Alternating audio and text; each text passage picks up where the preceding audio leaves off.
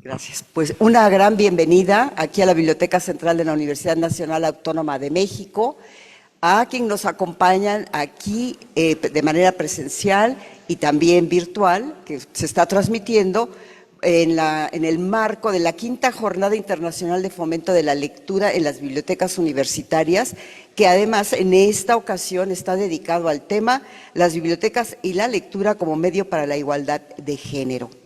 En esta jornada se están abordando, la verdad, temas fundamentales, además, relacionados con la perspectiva de género, la diversidad, la inclusión y el papel transformador de la lectura, la palabra, en el ámbito universitario, pero también en las comunidades, porque la UNAM está comprometida con la sociedad, no nada más de México, sino de todo el mundo. A través de conferencias, mesas redondas, estrategias innovadoras para el fomento de la lectura, además con un enfoque crítico, multidisciplinario, interseccional y pertinente, además, se suma a este Ateneo, que es un Ateneo, la verdad, muy original, dedicado a recordar a nuestra escritora en su aniversario número 100 de nacimiento, Rosario Castellanos, que ya nos dio una gran bienvenida con sus palabras. El 5 de mayo de 1925 nace esta escritora, periodista, diplomática mexicana, que además se formó y fue docente de nuestra Facultad de Filosofía y Letras de la UNAM, una de las pioneras en evidenciar las desigualdades que relegaban a las mujeres y a las comunidades también de pueblos originarios, y que las evidenció en sus obras, o sea, les dio voz. Este Ateneo nos dará la oportunidad de conocer mucho de lo que nos ha legado Rosario Castellanos desde su experiencia como promotora y luchadora de los derechos de las mujeres, y también buscó y luchó por el cambio de las identidades patriarcales. Las bibliotecas, como parte de su misión, es fomentar y fortalecer la lectura, escritura y la oralidad, tres pilares indispensables para el acceso y uso de la información, y asimismo contribuir a eliminar desigualdades, reconfigurar la igualdad, en este caso que nos ocupa, el género. Agradecemos mucho de veras a nuestra directora del Instituto de Investigaciones Bibliotecológicas y Estudios de la Información, de la cual pues yo me siento muy honrada de ser parte, doctora Perla Olivia Rodríguez Recendis. Muchísimas gracias por abrirnos esta oportunidad aquí en la Biblioteca Central, pensar en la Biblioteca Central para precisamente celebrar este Ateneo de la Escucha, organizado por nuestro instituto y también por Descarga Cultura UNAM, en colaboración también con otras instituciones, entre ellas pues la Facultad de Filosofía y Letras. Y también agradecemos la oportunidad de vivir experiencias y redescubrir en la literatura voz de una de nuestras figuras más importantes, como ya lo referimos, Rosario Castellanos, quien además encontré una frase que me gustó mucho porque dice: soy hija de mí misma, de mi sueño nací, mi sueño me sostiene. Aquí nos muestra su fuerza. Pues bienvenidas otra vez a este Ateneo, que pues la verdad vamos a tener la participación de pues, colegas y colaboradoras muy importantes: Cintia García Leiva, directora de la Casa del Lago; doctora Susana González Actoris, profesora de la Facultad de Filosofía y Letras, y desde luego pues nuestra Perla del Instituto. Muchas gracias y que lo disfruten.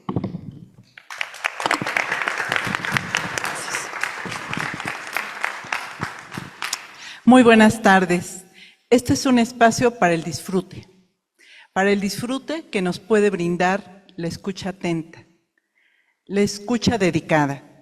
El Ateneo de la Escucha, es un espacio creado entre la investigación científica del Instituto de Investigaciones Bibliotecológicas y Descarga Cultura, la difusión cultural de la UNAM. El punto de partida de este Ateneo es la colección Voz Viva de México, una de las colecciones más importantes del país y de la cual nosotros como mexicanos nos sentimos muy honrados.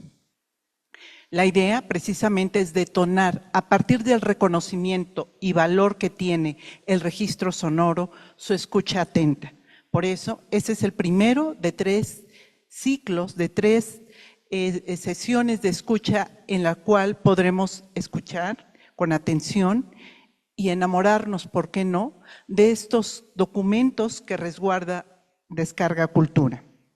El Ateneo es un esfuerzo colegiado entre el IBI y Descarga Cultura. Unimos los esfuerzos desde la investigación en humanidades con la difusión cultural de la UNAM para crear nuevas rutas para el disfrute sonoro y para el conocimiento. Este Ateneo no hubiera sido posible sin el apoyo de diferentes voluntades.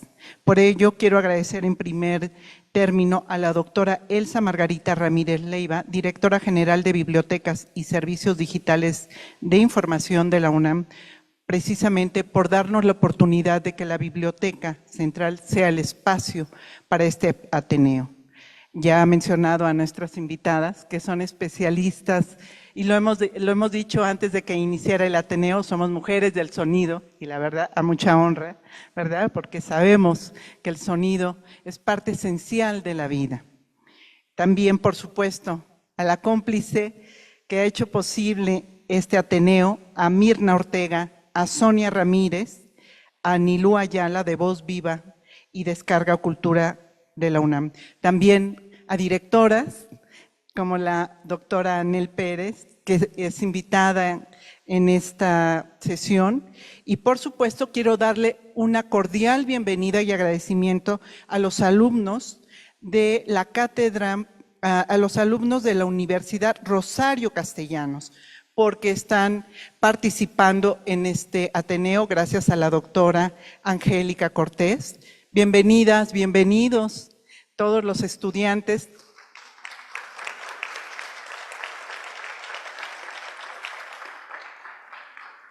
Este Ateneo en realidad fue pensado para los jóvenes estudiantes, para los de bachillerato, de licenciatura, de posgrado. Es para ustedes, para encontrar precisamente a partir del sonido unas vías para la audiolectura y para la lectura, ¿por qué no?, en este caso de la obra de Rosario Castellanos.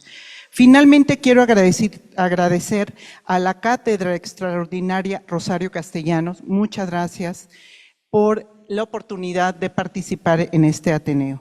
Y por supuesto a todo el equipo de la Biblioteca Central, al maestro Salvador Mendoza y a todo el equipo por esta posibilidad. Bienvenidas, bienvenidos y empezamos. Gracias, ¿se escucha? Perfecto. Muchas gracias a todas y a todos quienes nos acompañan. Mi nombre es Sara Uribe, coordinadora de la Cátedra Extraordinaria Rosario Castellanos de Literatura y Géneros, y me complace muchísimo estar aquí con dos personas que admiro, pero además que tienen una relevancia en este evento porque Susana González Atcories, además de ser profesora en el Colegio de Letras Modernas de la Facultad de Filosofía y Letras, pues es doctora en Filología Hispánica por la Universidad Complutense de Madrid. Y Cintia García Leiva, quien también conocen ya como directora de la Casa del Lago, es maestra y doctorante en literatura comparada por la UNAM. Y bueno, toda su investigación tiene que ver con la relación entre el sonido y el lenguaje, así como las exploraciones entre las capacidades vibratorias y performativas de la textualidad.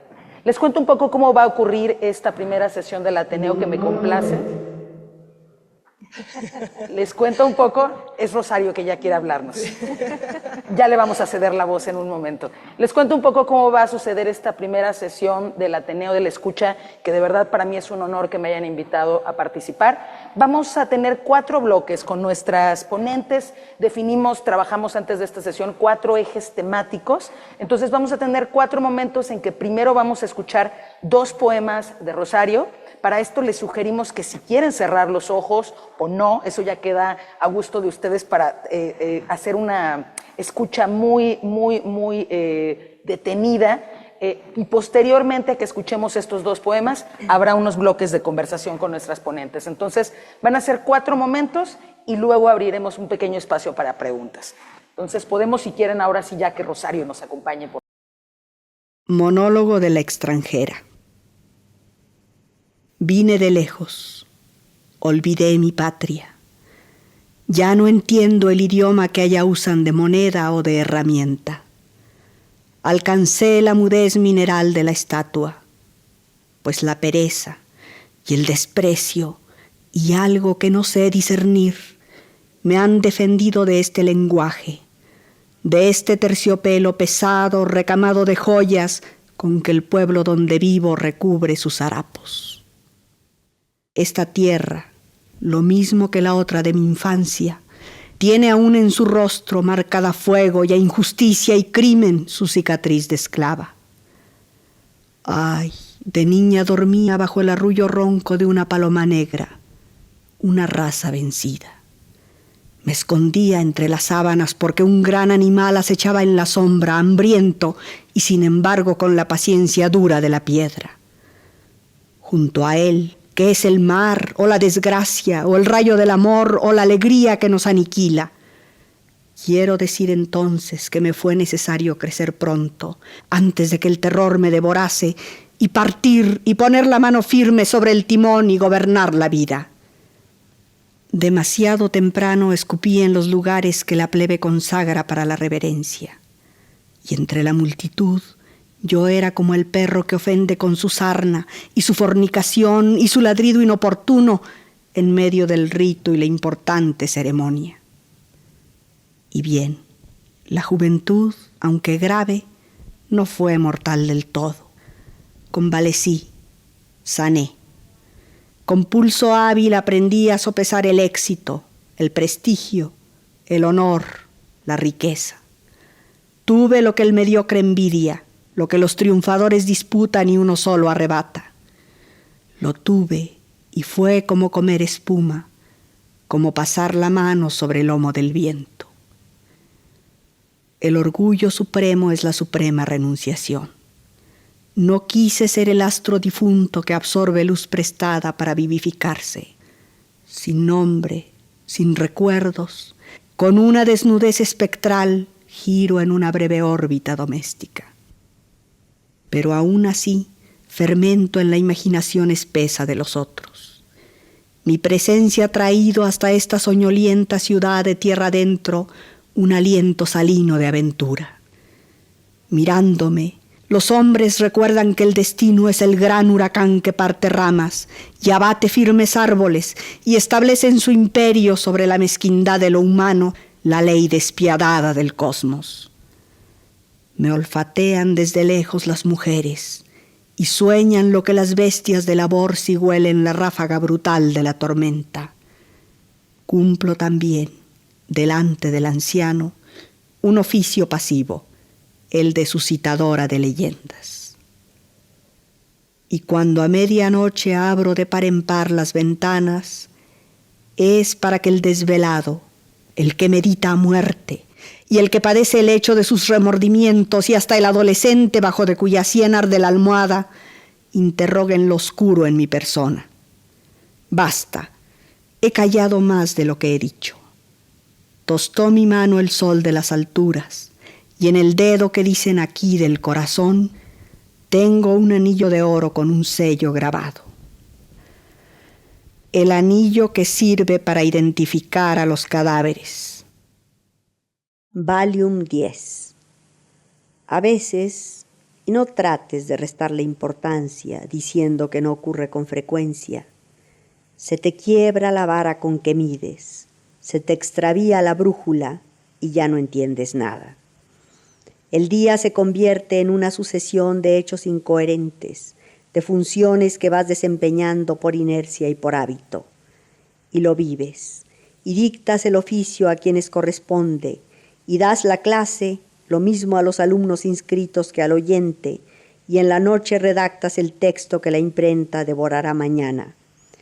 Y vigilas, solo por encima, la marcha de la casa, la perfecta coordinación de múltiples programas, porque el hijo mayor ya viste de etiqueta para ir de chambelán a un baile de 15 años, y el menor quiere ser futbolista, y el otro tiene un póster del Che junto a su tocadiscos. Y repasas las cuentas del gasto, y dispones junto a la cocinera el menú de mañana. Y aún tienes voluntad para desmaquillarte, y ponerte la crema nutritiva, y aún leer algunas líneas antes de consumir la lámpara. y ya en la oscuridad, en el umbral del sueño, echas de menos lo que se ha perdido. El diamante de más precio, la carta de marear, el libro con 100 preguntas básicas y sus correspondientes respuestas para un diálogo elemental siquiera con la esfinge. Y tienes la penosa sensación de que en el crucigrama se deslizó una errata que lo hace irresoluble. Y deletreas el nombre del caos, y no puedes dormir si no destapas el frasco de pastillas y si no tragas una en la que se condensa, químicamente pura, la ordenación del mundo. Querida Susana y Cintia, estamos, lo sabemos todas y todos, en una coyuntura muy particular. El año pasado fue el 50 aniversario luctuoso de Rosario Castellanos, estamos apenas a un mes de que sea el 25 de mayo y que sea el centenario de su nacimiento.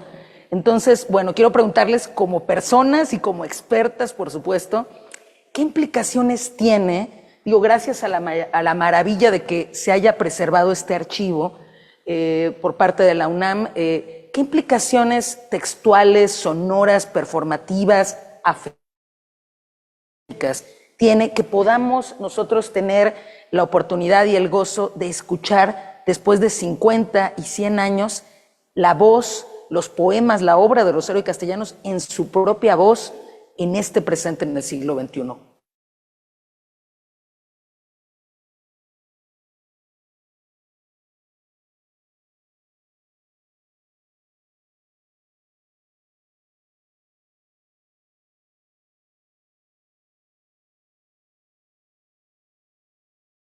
Cuéntenos, por favor, ¿qué significa para ustedes escuchar a Rosario Castellanos?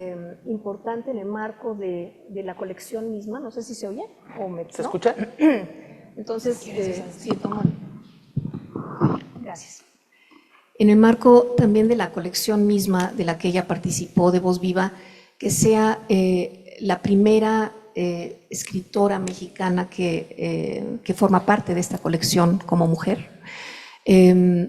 Y que tengamos la oportunidad de escucharla, tiene algo de mágico, siento yo también, porque le conferimos a las voces siempre algo como una reaparición, ¿no?, de la persona en su ausencia. La voz siempre carga la presencia de quien en algún momento nos leyó y nos hizo posible escuchar su propia obra, ¿no? En estas colecciones también de Voz Viva por los autores, como en la que participó Rosario, es interesante también que las hemos vuelto objetos fetiche. No siempre los autores o las autoras son las mejores lectoras o lectores de su propia obra, ¿no? En el caso de Rosario Castellanos, podemos decir que hay una consonancia, tal vez, entre lo que tematiza, lo que escribe y la manera en la que lo reproduce, lo lee. Tanto así que podríamos pensar que muchos poemas de ella, incluyendo este monólogo de la extranjera, podríamos pensar que es ella quien nos habla de su propia historia, pero bueno, hay varias claves que nos indican que no es ella, que podría ser cualquiera de nosotras, ¿no? Una de estas claves es que ella habla de 3 hijos, y en realidad sabemos que ella tuvo 1, ¿no? Pero bueno, cuestiones de la cotidianidad, la relación con la universidad, evidentemente delatan que sí, parte de lo que ella está contando en este poema es ella. Entonces esa intención como de a través de la voz estar presenciándola aquí, incluso en estos espacios en donde ella misma dio clases, ¿no? Y a una distancia en donde todavía tenemos a varios exalumnos de ella, varios colegas que están vivos y que también nos pueden recrear un poco, ¿no?, esta presencia, pero no hay nada como escuchar la voz del autor para sentir algo de ese espíritu, ¿no? Yo diría, no sé. Bueno, antes que nada, es un enorme placer de verdad estar aquí, ¿no? Sara y Susana, 2 mujeres lectoras, investigadoras, gestoras, que admiro muchísimo. en el marco además de un proyecto bellísimo, y yo agradezco mucho a Mirna Ortega esta invitación y que nos piense desde ahí y que empiece con Rosario Castellanos, más allá del contexto de las fechas y de las celebraciones, por supuesto, merecidísimas, pero que empiece con ella, tanto por lo que ya ha dicho Susana, por esta apertura de entender el archivo de Voz Viva desde ahí, desde la voz de una mujer tan fuerte en todos los sentidos, tan fuerte poéticamente, pero que empiece también aquí en la Biblioteca Central, donde entre miles y miles y miles de archivos materiales, librescos, quizá el sonido, bueno, ahora con Perla cambiarán muchas cosas, pero quizá el sonido no ha tenido siempre esa relevancia. Y yo me pensaba desde esta invitación que nos hizo Sara y que nos hizo Mirna, como exalumna de esta facultad, de la carrera de Letras Hispánicas, lectora en su momento de Rosario Castellanos, y me pensaba en esta biblioteca, leyendo a una mujer allí, y reescuchándola a partir de estos discos de Voz Viva de México, como una manera realmente de una revisitación. Para mí la fuerza de recuperar los archivos sonoros tiene que ver con reincorporar, metafórica y literalmente, esa voz autoral que hemos entendido desde nuestro contexto lector, con las capacidades lectoras, con el contexto que tenemos detrás, pero una voz añade literalmente cuerpo, añade una presencia temporal. Estos 50 o 100 años, dependiendo del aniversario que se está contando, se disipan de alguna manera y la voz trae un presente. Sin esa voz, ese presente pocas veces es recuperable.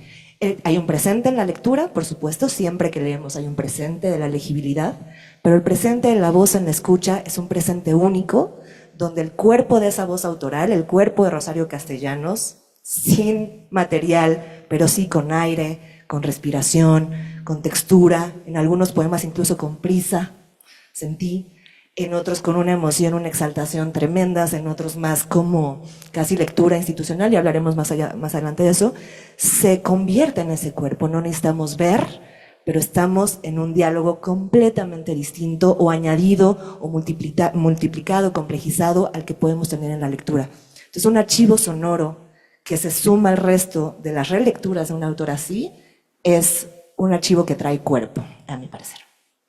Qué interesante esto del archivo que trae cuerpo y de la como producción de presente, ¿no? Pienso mucho en todo lo que dicen las literaturas posautónomas y Josefina Lumer de la literatura como producción de presente, y me parece que escuchar a Rosario Castellanos, coincido contigo, siento que en el primer poema hay una como fuerza mayor en la voz, hay como una potencia, aunque el final, no sé si sintieron que quedó como acelerado el final de la lectura del poema. Y en Valium 10, al contrario, sentí como una cierta pausa, como si hubiera estado bajo los efectos de ese Valium 10 y nos hubiera leído el poema muy en un performance de fondo y forma, de diálogo. Y pensaba también que son dos textos, dos poemas, en los que en efecto hay una cierta autoficcionalidad. Es decir, aparece la profesora que le da clases tanto al inscrito como al oyente, aparece esa Rosario Castellanos que en sus cartas, en sus ensayos, siempre nos habló de cuestiones cotidianas, de la vida doméstica.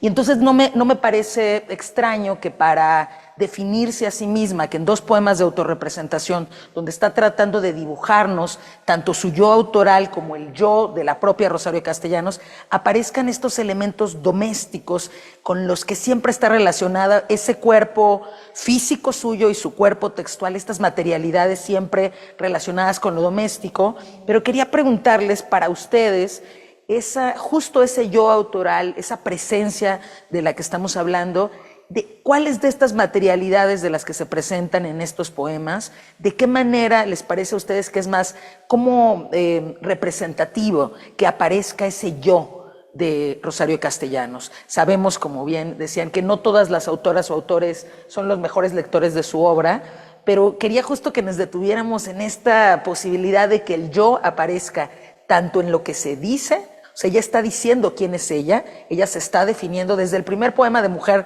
no de palabra, dice, sino de palabras, y la voz que enuncia esa propia definición de sí mismo. Hay en ese primer poema que escuchamos, Monólogo a la extranjera, que... Segundo poema. El segundo, porque el primero fue Pasaporte, exacto. Con el que ya arrancamos, que honestamente pienso que con ese poema podríamos tener todo un ciclo sobre Rosario es impresionante en todos los sentidos. Hay una parte allí donde,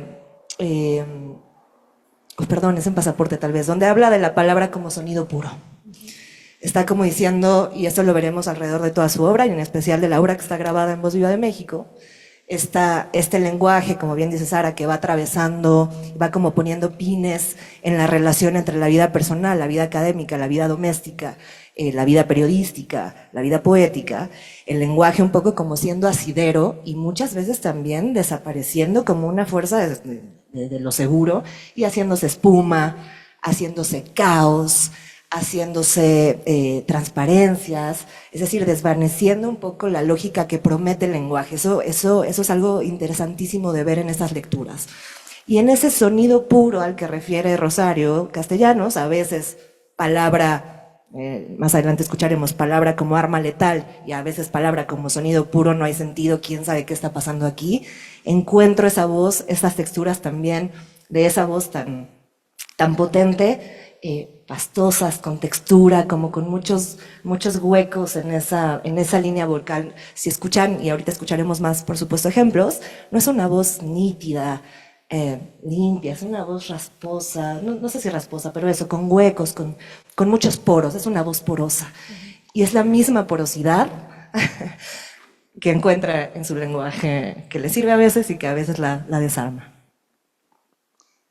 Yo quiero también llamar la atención sobre esta maravillosa colección que en el segundo disco, la segunda edición, estamos escuchando dos voces de Rosario Castellanos.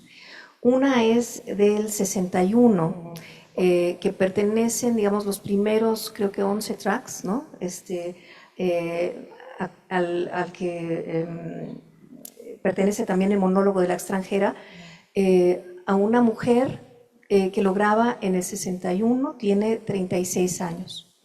Para sus 36 años, todo lo que dice y la manera en la que lo dice, pues digamos que parece mucho mayor, ¿no? Pero es interesante que la calidad incluso de la voz es otra, que la prisa de la voz tal vez también es otra, que en esta otra grabación del Valium 10, no solamente por tal vez los efectos que pudiera llegar a tener performativamente, como dijo Sara, sino también porque estamos ante una mujer que es 10 años mayor, más experimentada, es una Rosario Castellanos que lo graba en el 71 con 46 años. Claro, en esas edades las voces todavía no cambian tanto, pero es interesante que en el marco de las grabaciones de voz viva tenemos a muchos autores que graban mucho más, con una edad mayor que esta Rosario Castellanos a sus 30 o 40, que en realidad es todavía muy joven, ¿no? Pero sí parece más grande de lo que en realidad siempre fue, ¿no? Parece más grande tanto en lo que escribe de alguien de 36 años, tanto en la literariedad de cómo se define y en la voz. Nos quedamos con esa idea por el momento y vamos a escuchar ahora otros dos poemas que no diré de qué se trata el bloque porque ustedes lo van a identificar. Rosario, por favor, continúa hablándonos. Entrevista de prensa. Pregunta el reportero con la sagacidad que le da la destreza de su oficio. ¿Por qué y para qué escribe? Pero, señor, es obvio, porque alguien, cuando yo era pequeña, dijo que gente como yo no existe, porque su cuerpo no proyecta sombra, porque no arroja peso en la balanza, porque su nombre es de los que se olvidan. Y entonces, pero no es tan sencillo. Escribo porque yo, un día, adolescente, me incliné ante un espejo y no había nadie. Se da cuenta el vacío, y junto a mí los otros chorreaban importancia. No era envidia, era algo más grave, era otra cosa. ¿Comprende usted? Las únicas pasiones lícitas a esa edad son metafísicas. No me malinterprete. Y luego, ya madura, descubrí que la palabra, si es exacta, es letal, como lo es un guante envenenado. Quiere pasar a ver mi mausoleo. Le gusta este cadáver, pero si es nada más una amistad inocua, y esta una simpatía que no cuajó, y aquel no es más que un feto, un feto. No me pregunte más. Su clasificación, esa tarjeta dice amor, felicidad, lo que sea, no importa. Nunca fue viable un feto en su frasco de alcohol, es decir, un poema del libro del que usted hará el elogio. Economía doméstica. He aquí la regla de oro, el secreto del orden. Tener un sitio para cada cosa y tener cada cosa en su sitio. Así arreglé mi casa. Impecable anaquel el de los libros, un apartado para las novelas, otro para el ensayo y la poesía en todo lo demás. Si abres una alacena, huele a espliego, y no confundirás los manteles de lino con los que se usan cotidianamente. Y hay también la vajilla de la gran ocasión y la otra que se usa, se rompe, se repone y nunca está completa.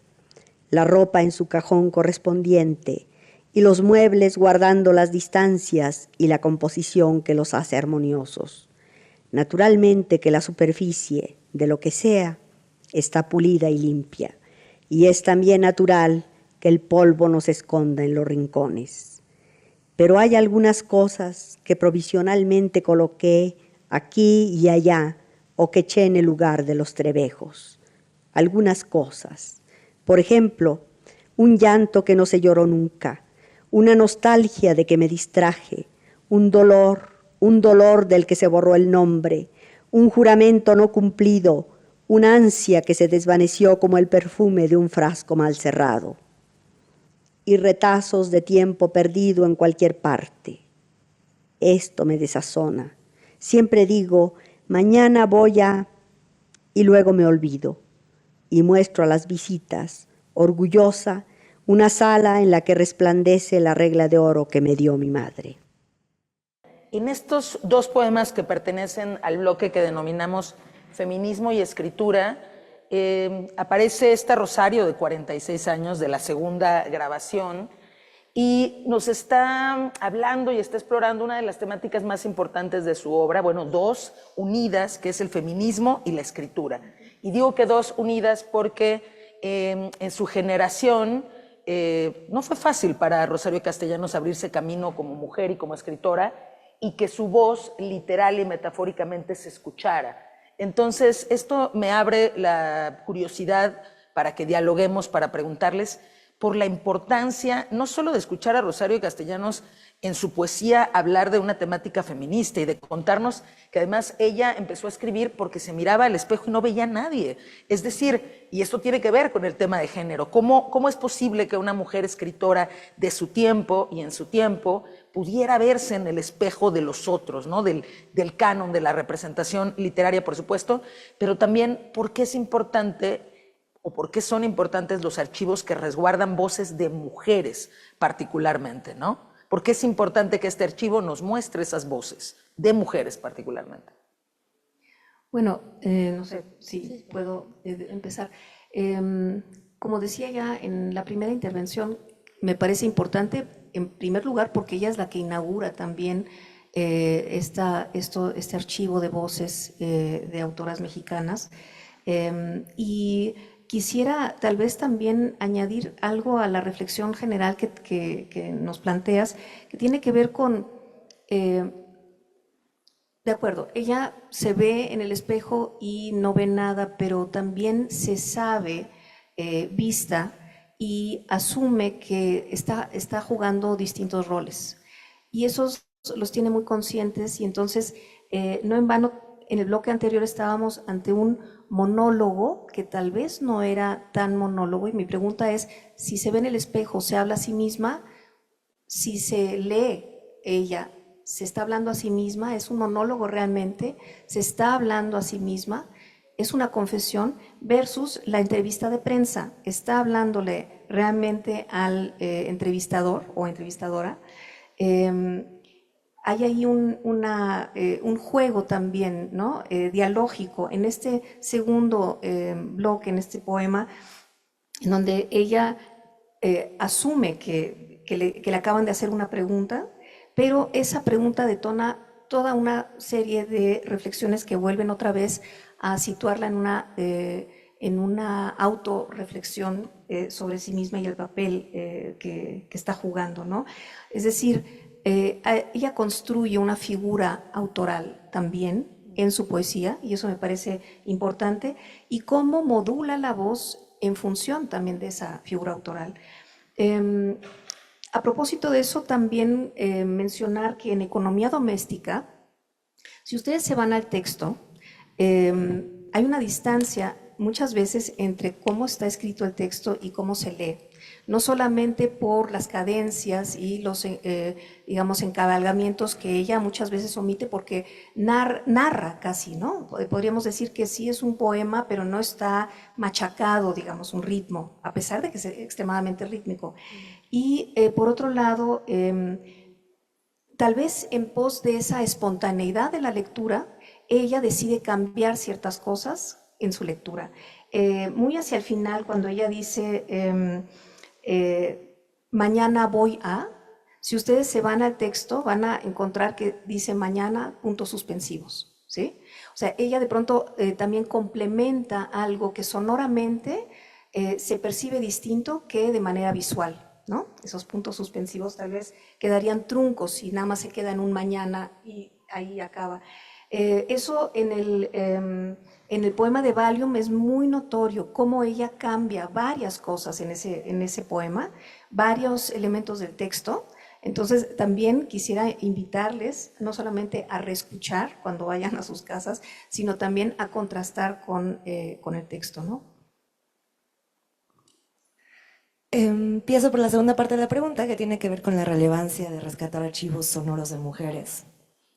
Más o menos se vincula con el bloque anterior, pero además del tema de la reincorporación y de encontrarnos y reencontrarnos con esta autora de muchas maneras, lo que hace de modo general la representación de mujeres en un archivo es la posibilidad de contar las historias del canon distintas, o descanonizar, o multiplicar ese canon, o desarmarlo, y que eso pueda cobrar efectos también en cómo se va a leer en el presente y en el futuro.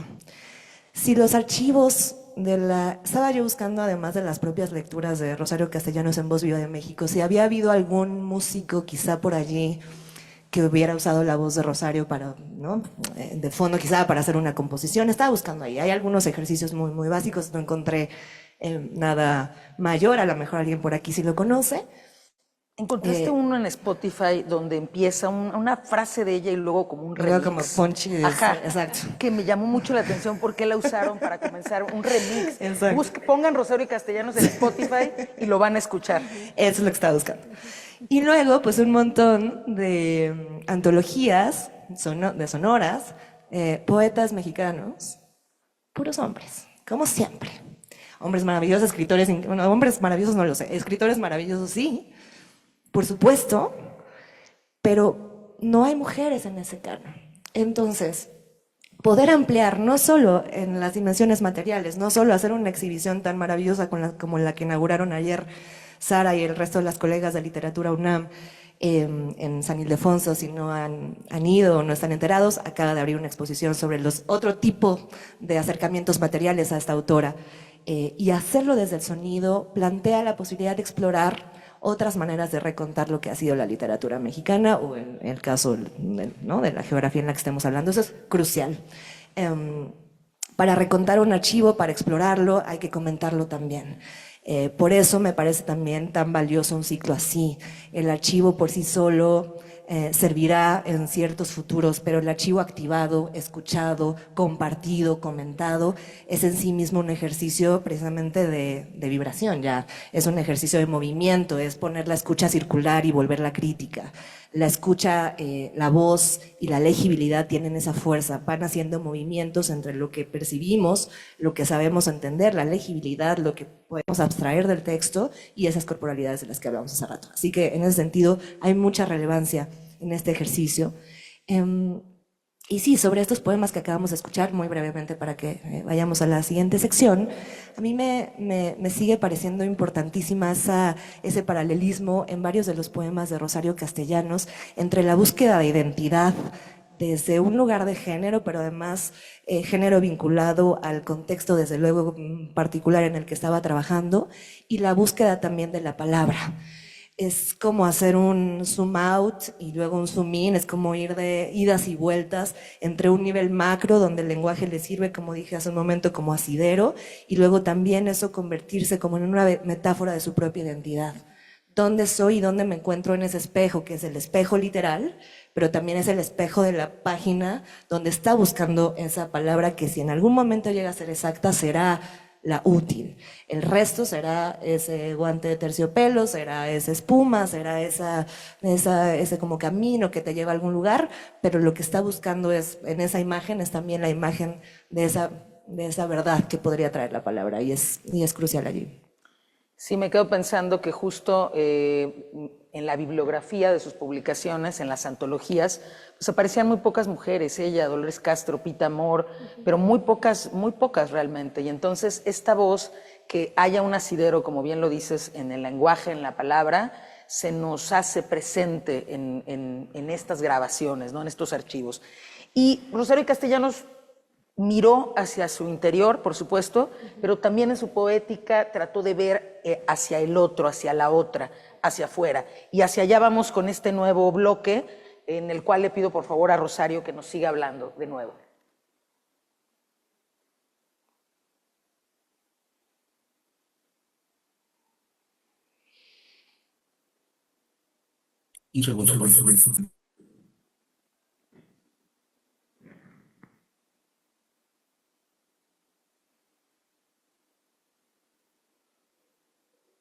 El pobre. Me ve como desde un siglo remoto, como desde un estrato geológico distinto. Del idioma que algunos atesoran le dieron de limosna una palabra para pedir su pan y otra para dar gracias. Ninguna para el diálogo. El domador, con látigo y revólveres, le enseña a hacer piruetas divertidas, pero no a erguirse, no a romper la jaula, y lo premia con una palmada sobre el lomo. Aunque son tantos, nunca se acabarán, prometen las profecías. Cada uno cree que es el último sobreviviente, después de la catástrofe, de una especie extinguida. Allí está, receptáculo de la curiosidad incrédula, del odio, del llanto compasivo, del temor. Como una luz, nos hace cerrar violentamente los ojos y volvernos hacia lo que se puede comprender.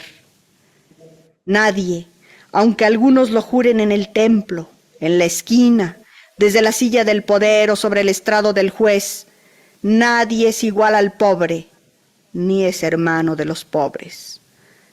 Hay distancia, hay la misma extrañeza interrogante que ante lo mineral.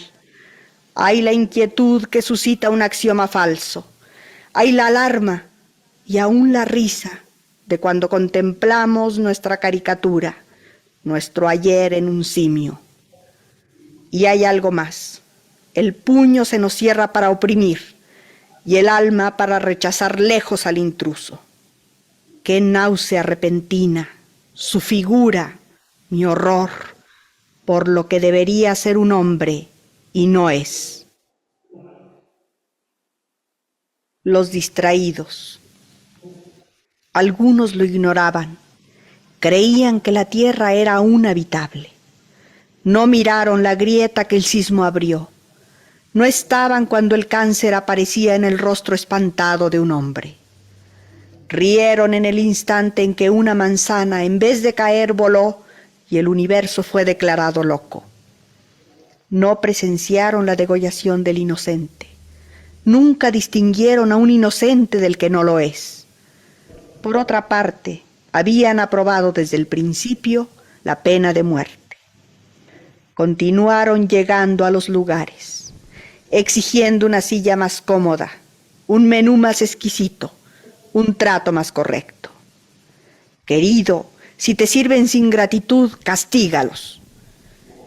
Y en los muros había un desorden peculiar, y en las mesas no había comida sino odio, y odio en el vino, y odio en el mantel, y odio hasta en la madera y en los clavos. Entre sí cuchicheaban los distraídos. ¿Qué es lo que sucede? Hay que quejarse. Nadie escuchaba. Nadie podía detenerse. Era el tiempo de las emigraciones. Todo ardía. Ciudades, bosques enteros, nubes. Muchas gracias a Rosario. Yo creo que en estos dos poemas que catalogamos como que tenían que ver con lo social y con esa otredad, por un lado noto ahorita escuchándolo, no lo había pensado, pero que son bastante narrativos. O sea, su estructura es muy narrativa. Me recuerdan mucho a los cuentos de Ciudad Real, sobre todo este último de la tribu de los Bolometic, por ejemplo. Pero pensaba también, uniendo esta escritura narrativa que habla sobre la otredad, también pensaba en esto que decías en el bloque anterior, de que en la lectura se presenta como una suerte de improvisación a la hora de hacer la lectura, la grabación para el archivo, que creo que quienes han trabajado con la poesía en voz alta, como tú, Cintia, por supuesto, también como tú, Susana, sabemos que es un juego que se hace porque hay un otro enfrente, porque hay un espectador. Entonces, ¿qué papel juega dentro de esta escritura o cómo dialoga textos que están hablando de esa otredad y además de esa otredad realmente radical? Porque si está hablando del pobre, por ejemplo, pues sabemos que Rosario Castellanos pertenecía a una cierta clase media, pero también en esta lectura de poesía en voz alta que se performatiza, porque incluso cuando, y lo digo porque también soy escritora, uno puede leer sus poemas como para ver cómo se escuchan, pero estás leyendo para ti. No ocurre igual cuando estás leyendo para un otro, una otra, o como ella que sabía, porque creo que estaba consciente, que en el momento que grabó, o ustedes qué piensan, si en el momento que grabó ¿no? estos audios, sabía que la íbamos a seguir escuchando 50, 100 años después, ¿no? Por ahí va la pregunta, que son muchas. Me encanta hacer preguntas que son muchas preguntas, perdónenme. Y ya una ya le va tomando por donde le viene bien. Sí, yo tenía una nota al respecto, Sara, me gusta mucho este punto. Pensaba que en algún momento podíamos llegar a pensar cuál es el contexto de una autora o de un autor al grabar. Y por un lado, ¿qué de ese contexto somos capaces de escuchar a través de la voz? Eso es una cosa. Luego, además de los procesos de edición, que la limpieza de ciertos audios, en el caso en el que se necesita. Pero luego, ¿cuál es el contexto de la autora o del autor al leer? Y en ese sentido, ¿cómo se transforma, desde luego, esa performatividad? En estas dos rosarios que estamos escuchando hoy, me parece que hay unas distinciones muy evidentes de una lectura mucho más libre, mucho menos consciente y mucho menos queriendo oficializar esa lectura como la única, como más abierta, más encarnada y mucho más implicada entre la voz de la autora y el propio poema que lee de sí, como una Rosario leyéndose mucho más a la Rosario, y la otra mucho más consciente de un contexto oficial que se leerá, pues seguramente no imagino cuánto, o sí, pero se nota mucho más una expectativa de escucha posterior y en ese sentido una búsqueda de lectura como debe ser una lectura poética o como debería ser, como deberíamos leer ese texto. Esos dos contrastes me parece que la acercan y la alejan respectivamente de sus propios poemas en la voz y me parecen interesantísimos. Que fíjate, antes de que vaya Susana, estos dos que escucharon son del primer disco, o sea, de cuando tenía 36, ¿no? Y pensaba justo en esta expectativa de la que hablas, en el momento que se está grabando o en el momento que se está leyendo, no sé, como en esa suerte de ensimismamiento que logra uno captar, que hay un gozo. O sea, uno le escucha gozando leerse así, o sea, estarlo leyendo, hay un gozo implícito que no sé si ustedes notan también, Susana. Sí, yo quería hablar también mucho de esta emotividad. Exacto. Y una emotividad que sale sobre todo cuando ella está consciente de representar ya sea a las mujeres o a grupos desfavorecidos, no con una militancia a ultranza, sino con una militancia llena de matices, llena también de autocrítica, llena de momentos incluso suspendidos, ¿no? Que nos deja ahí en esas imágenes poéticas. Hablábamos de que es muy narrativa, pero también con imágenes poéticas que se clavan, ¿no? en el alma y también por la fuerza en la que nos dice. Es decir, más que una poeta que viene de una escuela, pensemos, por ejemplo, en Eduardo Lizalde, esta retórica impostada ¿no? de leer como una autoridad, con una gravedad constante. Ella sí deja colar la emoción y por eso también tiene tantos matices y por eso también tiene tantas velocidades. Eso me parece muy notable para la época. No es una poeta tradicional que declama como enseñaban los manuales de declamación de aquel entonces, ¿no? Porque esa también era la escuela. Entonces eso me parece muy interesante en relación con esta faceta social. Hay denuncia también, hay denuncia a injusticias, a racismos, hay condena, ¿no? El puño en alto y luego imágenes muy contrastantes como el alma y el simio, ¿no? O sea, realmente sí nos mueve, nos estruja, creo yo. Y en otros momentos también hace valer el énfasis. Hay que quejarse, dice, ¿no? En el segundo poema. Y lo dice claramente como una queja, levantando su voz también, ¿no? Entonces, creo que sí es una mujer que tenía cierta capacidad histriónica y performativa, pero nos tenemos que imaginar que estas dos grabaciones ella las hizo en estudio, es decir, no las estaba haciendo frente a un público. Es muy distinto estar apelando a que uno, ¿no? Tome conciencia y tenga una respuesta de un público. Esto, hacerlo en cuatro paredes aislada, pues sí, es un poco una conciencia de estarlo leyendo más allá, ¿no? Y eso creo que lo tiene muy consciente.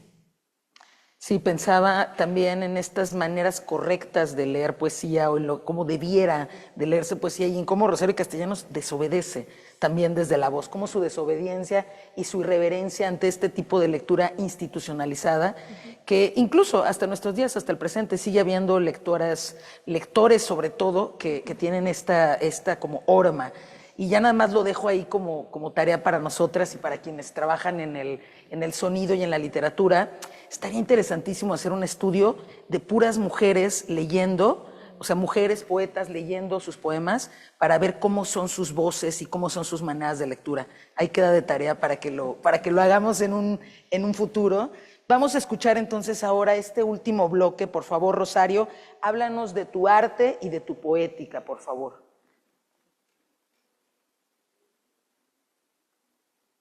Mirando a la Gioconda, en el Museo del Louvre, naturalmente.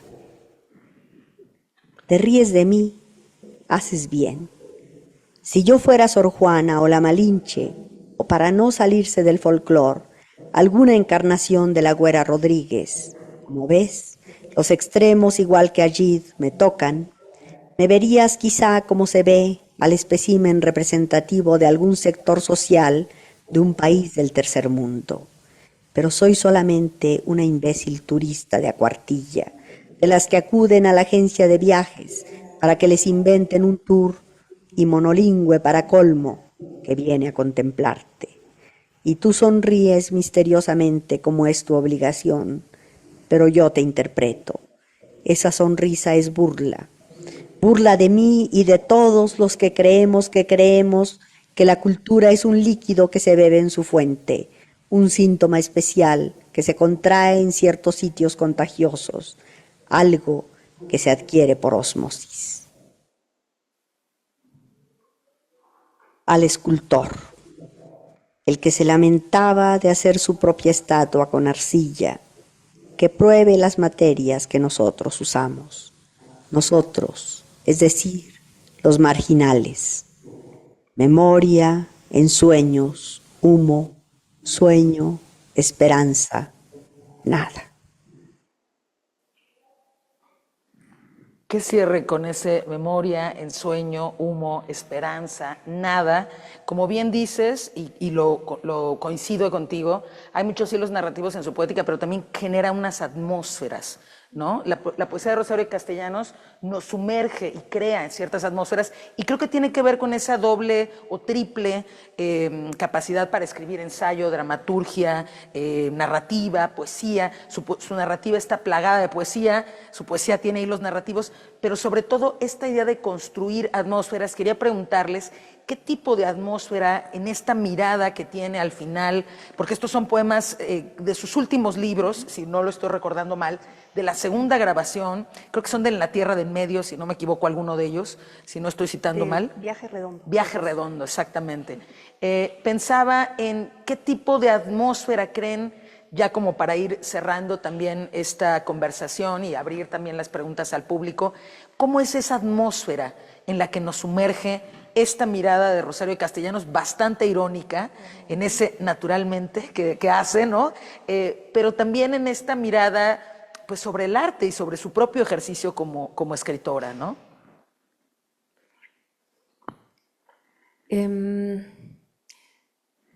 Yo creo que ya lo has dicho tú, tiene esta mirada también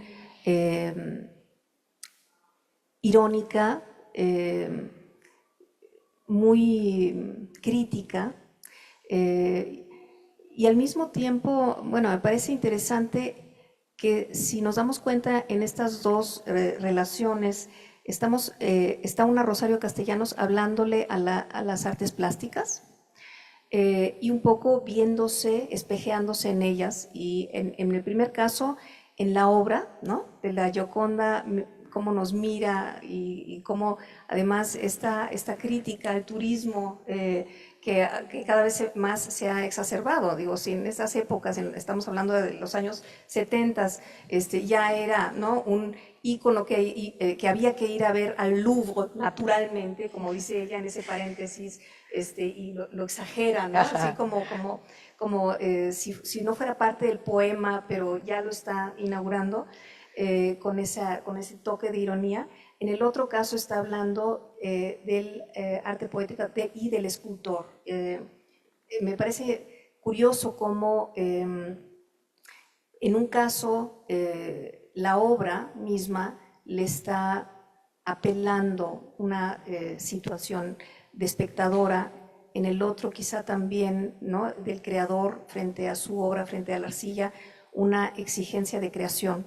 Entonces sí, creo que en los dos casos se habla de un quehacer poético, quehacer artístico, que se puede proyectar en otras manifestaciones artísticas, pero sí abonar un poco la idea de que también aquí ella de pronto se vuelve como todos nosotros, o todas nosotras, no es nada más la escritora culta que está mirando el cuadro, sino es esa turista imbécil. Turista de cuartilla, dice. ¿No? Entonces, bueno, sí, ese humor sostenido que tiene a mí me encanta, y estos son de los poemas más breves, pero si se dan cuenta también dan mucho de qué hablar, no por la brevedad son más simples, sino yo creo que incluso también son más importantes de reescuchar para ver todo aquello que se esconde detrás de ellos, ¿no? Como que condensan. Tiene otro por ahí que creo que es en Viaje Redondo, que es frente a las puertas de un restaurante, y uno de los versos que me acuerdo que dice es: no comas nada que no seas capaz de digerir. Y dices, en esa sola línea, ¿cuánto condensa, no? Adelante, por favor.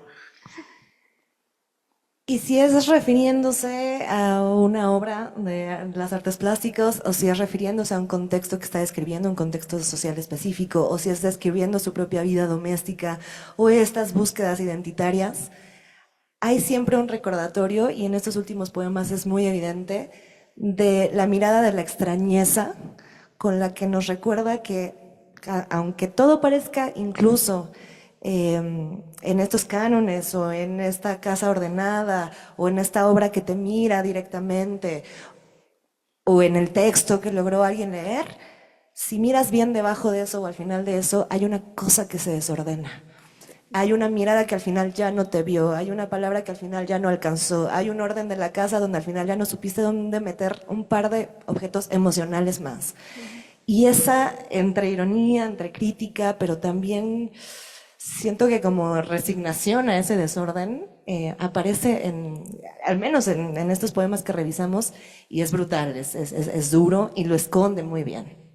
Oye, qué gran lectura en la que coincido. Hay un poema que les recomiendo también que lean, que escuchen, que se llama Himno, en el que ella hace una narrativa, un recuento más bien de su vida, y todo parece, dice, tuve amor en la entraña, tuve domingos, tuve bibliotecas llenas, tuve alacenas, todas las dádivas, dice, que se tienen que recibir. Pero al final del poema hay un relámpago que ilumina la casa, y ahí es donde entra ese efecto poético de extrañeza, porque las cosas no están en el lugar donde parecía que estaban todas, ¿no? Entonces, vamos a abrir ahora justamente por si ustedes, estos estudiantes de la Universidad Rosario Castellanos y cualquier persona del público que nos esté acompañando, que quisiera lanzarnos alguna pregunta, algún comentario, contarnos quizá también qué significa para ustedes escuchar la voz de Rosario Castellanos, si ya lo habían hecho, si no, en fin, pregunta, comentario, es bienvenido en este momento. Si alguien quisiera, por favor, compartirnos su sentir o su pensar. Adelante, que es ahora el momento.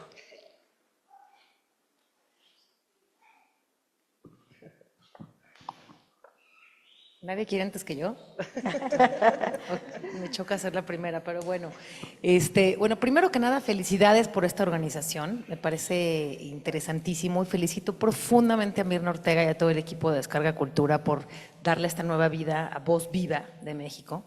Perla, felicidades también a todo el IBI y por supuesto a la biblioteca. Pero felicidades a ustedes tres porque nos acompañan en una lectura en donde escuchamos una voz, pero escuchamos a ustedes tres también hacer también una formalidad de una voz autorizada, vamos a decir, ¿no? En esta lectura que ustedes tienen, yo las escucho y las he escuchado tomando cerveza o caminando en los pasillos, y claramente hay una intención especial en identificar qué es esta voz, qué dice, cómo lee, por qué es diferente leer que escuchar, por qué es diferente escuchar en colectivo, como lo estamos haciendo ahora, que escuchar en individuo. Y pensaba, ahora le decía a Mirna, ¿no? Esto que decía Susana, bueno, lo que decían las tres, en la performatividad de la lectura. Pensaba en Pita Amor, ¿no? O sea, en Pita Amor, con este compromiso tan teatralizado de una voz y de una poesía que se sale de la literatura y se va completamente a lo teatral y a lo dramatizado. Y aquí yo vuelvo a la pregunta que hiciste, que me encantó, Sara. ¿Qué pasaba con Rosario y qué pasaría con todas estas mujeres y voces en general que están en Voz Viva de México y de América Latina?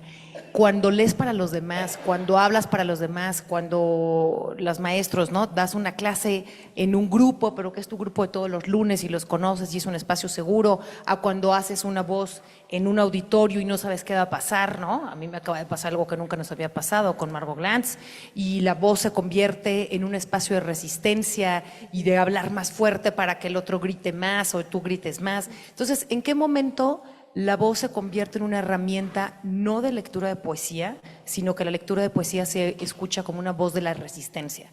Esa es mi pregunta. ¿Quieren ustedes? Adelante. Ay, pero nos quedamos sin micrófono, por favor. Adelante. O sea, la pregunta misma, ahí es fuertísima, me encanta. La pregunta misma siento que está la fuerza de la respuesta. Pero no sé, solo desde un punto de vista, querida Nel, a mí me parece que una de las cosas fascinantes de estudiar la voz y de pensarla, y como bien dices, de escucharla en distintos formatos y especialmente escucharla en colectivo, permite ver esos umbrales tan diversos que tiene la voz respecto de una capacidad de reflexión y de mirada al interior, hasta un espectro muy contrario, que es una voz colectiva que se vuelve protesta. Y esa fuerza tan diversa, es decir, ese espectro tan amplio de capacidades performativas de la voz, se producen en el mismo momento de la enunciación. Y por eso es maravilloso. Si pensamos en la fuerza del susurro, del murmullo, del eco, estas capacidades que tienen que ver con el tono, con la duración, con los alcances, la resonancia de una voz. Y luego si nos vamos a la voz de la protesta, la voz, pensemos por ejemplo en la voz de las marchas, pensemos en las voces del 8M, esas voces enérgicas, colectivas, unísonas, que no están solamente enunciando un tipo de discurso similar, sino sonando de manera similar. Y que tiene que ver con sonar más fuerte, es decir, intentar resonar o alcanzar a otro cuerpo de manera más potente o más contundente, pero tiene que ver también con el tono, elevar un poco el tono, tiene que ver con entregar el cuerpo entero a que esa vocalidad tome esa fuerza, y entonces esa voz deja de ser una cosa abstracta y se convierte en una representación total de la fuerza corporal. Y cuando esa voz se vuelve colectiva, por eso es tan potente, por eso es inapagable. Lo mismo ocurre con el silencio de la voz. Una voz, y por ahí creo que hoy escuchamos algo así con Rosario, una voz que decide no decir, puede decidir no decir a manera de vergüenza, puede decidir no decir a manera de protesta también, puede decidir silenciar porque fue silenciada o porque no se le da la gana, preferiría no hacerlo. Esa es la capacidad de la voz, incluso sin la ejecución vocal. Y entonces la voz, y eso es algo que a mí me interesa muchísimo y que en estos ejercicios maravillosos queda muy evidente, la voz comienza mucho antes de la voz. Justamente en este festival que recuperaba Sara, en Poesía en Voz Alta, que es un festival que lleva, este año cumple 21 años, que ocurre en Casa Lago y que ha explorado de muchas maneras las formas en que la voz performa. Es un festival hermoso porque realmente descubres muchas cosas que no habías sentido y experienciado en la voz. Los últimos años hemos querido decir eso, la lengua que vibra antes de la palabra fue el título que escogimos. Es decir, la lengua que está hablando mucho antes del lenguaje a elegir, mucho antes del discurso a elegir, mucho antes del tono a elegir, está hablando desde entrañas, desde voluntad, desde individualidad o colectividad. Hay muchas decisiones prevocales que ya son la voz, y luego las ejecuciones posvocales, estoy diciendo eso ahora, lo de posvocal, no sé. Es una idea ahí que podemos explorar, pero eso, que se ejecutan con el cuerpo entero. Entonces sí, pregunta maravillosa, esa fuerza de la voz es un espectro enorme, es corporal, es material y es voluntad también. Yo quisiera agregar también, a propósito de el silencio, ya decía Cintia, es un silencio performativo, porque también sabemos que está ese otro silencio del que calla, otorga, y Rosario Castellanos decide no otorgar, y por eso si calla es para demorar algo, para preparar, ¿no? La palabra, tal vez eso yo creo que sería también esa parte del silencio performativo. Y recordar que a propósito de Poesía en Voz Alta de este festival, pues finalmente también Rosario es parte como de ese espacio fundador de intelectuales en torno a los cuales también se dio esa necesidad de no solamente dramatizar en forma de obras teatrales tradicionales, sino también jugar, ¿no? en este rango entre poesía en voz alta, pero no solamente poesía, y tal vez también un poco algo que fuera explorando otros géneros, ¿no? Y si bien ella no creo que fuera una participante directa, pero bueno, estaba ahí también en el ámbito, ¿no? de este espacio de poesía en voz alta. También quisiera decir sobre su voz que ella tiene en un mismo poema distintos momentos y distintas voces que adopta para hablarse a sí misma, para hablarle a las otras, para hablarle a los otros. Y es muy claro también esos cambios que se dan al interior de un solo poema, ¿no? No solamente por el tono de voz, no solamente por las inflexiones, sino también por el tiempo que tarda en preparar para, ¿no? cambiar de un registro a otro. Y eso me parece bien interesante. Si ustedes se detienen otra vez a volver a escuchar, porque esta también es una invitación a que vuelvan a estos audios que están disponibles en el maravilloso sitio que crearon recientemente Mirna y su equipo, Sonia, por supuesto también, en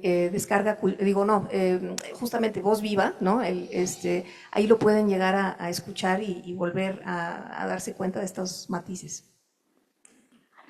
Solo habría espacio para una breve pregunta más, si alguien quisiera comentar, decir, allá atrás al fondo, por favor, está... Denos un segundo nada más para hacerle llegar el micrófono.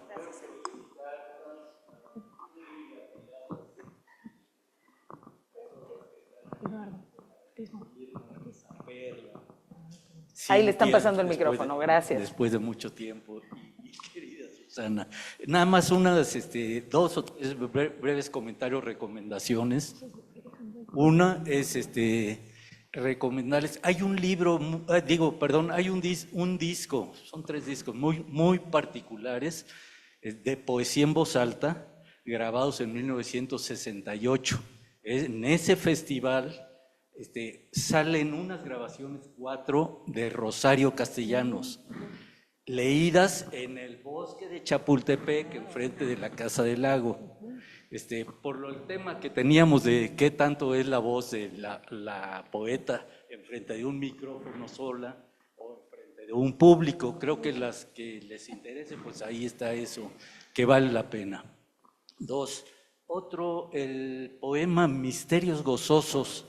Ese poema solo está en el disco LP y no está en el disco CD, entonces vale la pena también los que quieran oír todos los poemas de ella, que no se lo salten, porque ese poema solo está en el disco LP. Tercero, una cuestión que sí es un desacuerdo muy fuerte, tengo sobre todo con Susana, es cualquier voz de cualquier poeta es la mejor voz del mejor poeta, ¿sí? Porque la poesía realmente es el reflejo de una persona, ¿sí? Esa persona es así, con esa voz que le dio, pues, el mundo. Entonces, esa es su voz, ¿sí? Y esas voces, ojalá que las pudiéramos escuchar con mayor frecuencia, Ya no nos vayamos a Ezra Pound o a los antiguos, pero esa es su voz maravillosa, la voz maravillosa de Pablo Neruda, ¿sí? Siempre es lo bueno. Y en el caso de Rosario, que qué gusto me da de que un evento como estos, debería de haber 100 eventos diarios aquí en la universidad para estos, uno para cada poeta diferente. Entonces, felicidades, mucho éxito, que se propague mucho. Mis respetos a Perla, a Mirna, ¿dónde está? Sonia, está sacando la película, a Sonia, a Cintia, que vino desde allá. Gracias. Muchísimas gracias, queridas. Ha sido un placer dialogar con ustedes. Sé que podríamos quedarnos durante mucho más tiempo hablando y escuchando, pero de verdad les agradezco mucho esta conversación y me gustaría ceder la palabra, por supuesto, a Mirna Ortega para que nos dirigiera un breve cierre. Adelante, por favor. Muchas gracias. Bueno, primero voy a iniciar agradeciéndole a Eduardo Ortiz, que nos acaba de dirigir esta recomendación.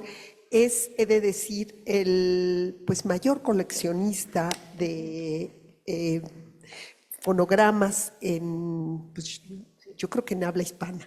Entonces, es un honor que estén aquí Rubicelia y Eduardo. Muchísimas gracias. Pues tengo que decir que esta tarde ha sido memorable, por lo menos así la siento yo.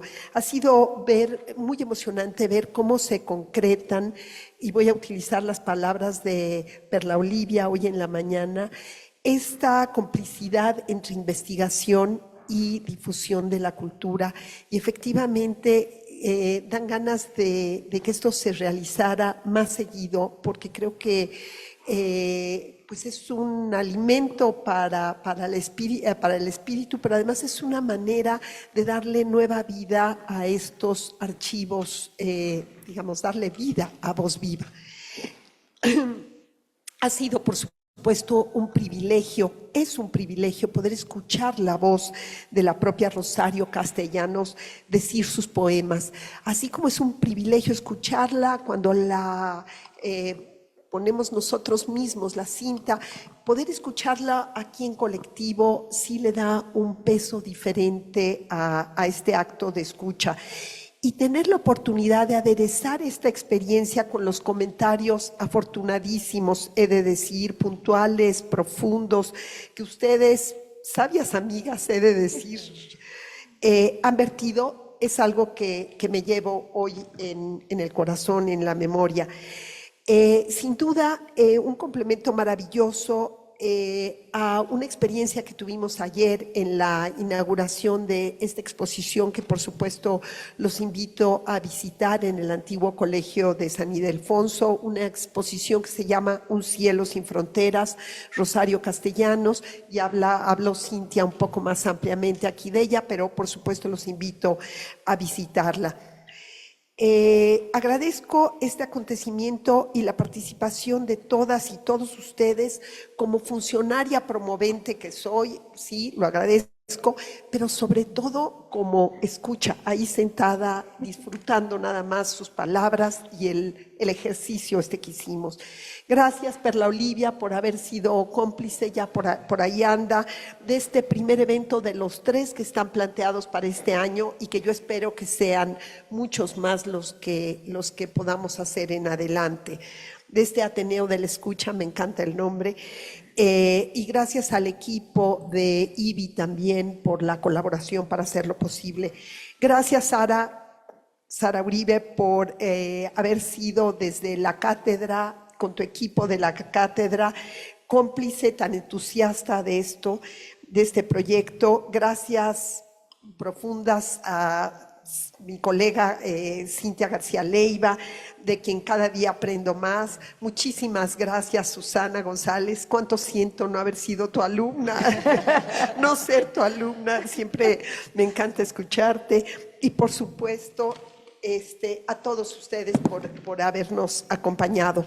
No puedo dejar de agradecer la hospitalidad de la Biblioteca Central. Yo no sé si a ustedes, como a mí, me emociona mucho estar en este lugar tan simbólico. Elsa Margarita, te agradezco muchísimo que nos recibas aquí. Es verdaderamente emblemático en el sentido más amplio de la palabra este edificio. Entonces, darle cabida a este evento aquí, pues es muy, muy especial. Muchísimas gracias.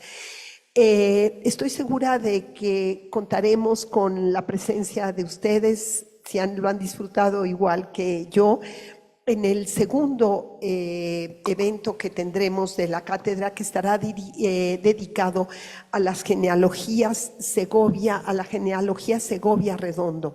Estará el poeta Francisco Segovia hablando de y escuchándose a sí mismo.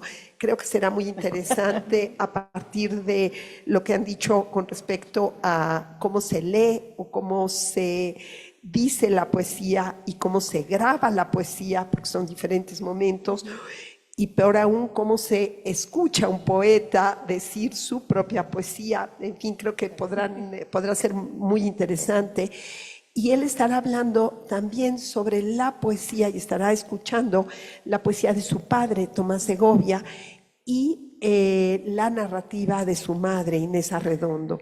Entonces, pues es un ejercicio muy interesante el 24 de junio en la Fonoteca Nacional, al cual los invito. Y por supuesto los invito también a estar atentos a los otros eventos que habrá en torno a este centenario de Rosario Castellanos que organiza la Coordinación de Difusión Cultural. Uno es la obra de teatro Prendida de las Lámparas de Elena Giochines, que estará en Teatro UNAM, y por supuesto el 22 de mayo una conferencia de Elena Poniatowska platicando sobre su relación con Rosario Castellanos. Esto será en el antiguo colegio de San Ildefonso. Y pues sin más, les agradezco muchísimo y los espero en la siguiente sesión del Ateneo de la Escucha. Muchas gracias.